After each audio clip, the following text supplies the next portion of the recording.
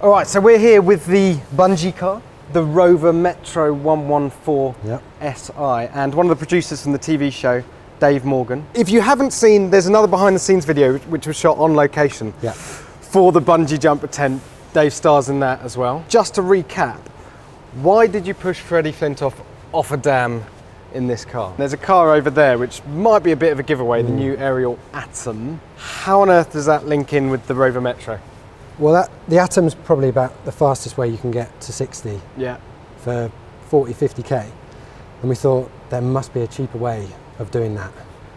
And then we did some calculations, we did some maths, and we worked out if you chuck a Metro off a dam, you go 1/10 of a second faster.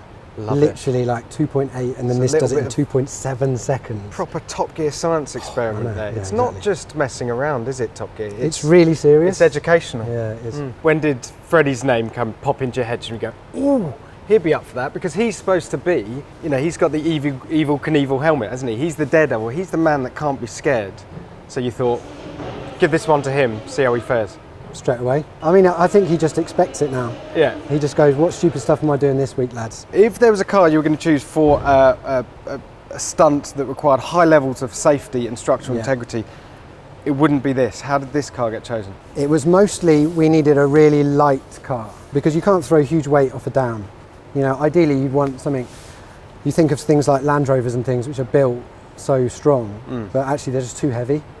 Because we needed to add quite a lot of strengthening to this, because if you throw off a monocoque car with 1.5 mil steel, that is just going to crumple like a crisp packet as soon as you get those forces. You've got 7 tons of force pulling through that car. Yeah. So you've at the point when it rebounds at the bottom of the ropes. At that point when it rebounds, you're looking at about up to 7 tons of force. You know. So we stripped it out. There's no engine. Yeah. There's no suspension. Yeah. You know, this won't go around corners anymore. As I just demonstrated, when I thought this thing was going to wobble around, and it's actually lit. That is track ready, actually, with that solid suspension. Yeah, completely straight.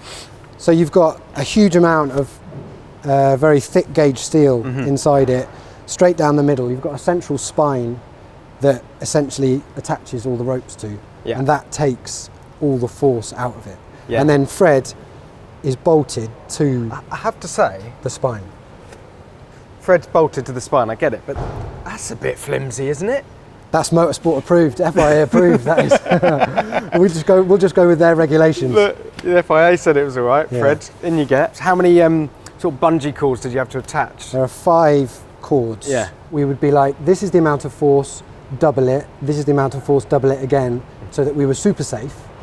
And if we lose 1 rope, 2 ropes, 3 ropes, we were still safe. And then you start scouring the planet for a dam that's high enough? Well, I mean, there's a lot of dams in the world, but not a lot of them go straight down.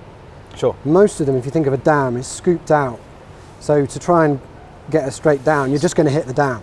Yeah. So we needed one that sort of went back on itself. And there's not actually that many dams in the world that do that. Concave. Yeah, exactly. Shape. So this dam is actually another 60 meters underground. Really? So it's a full concave shape, but the ground is halfway up. So when you stand underneath it, it actually overhangs by about 10 meters. Then you got to get on the phone and convince someone that it's a good idea to let them jump off your dam, I suppose. Yeah. So must be an interesting conversation. It wasn't the first dam we tried. Some people weren't up for it. Yeah.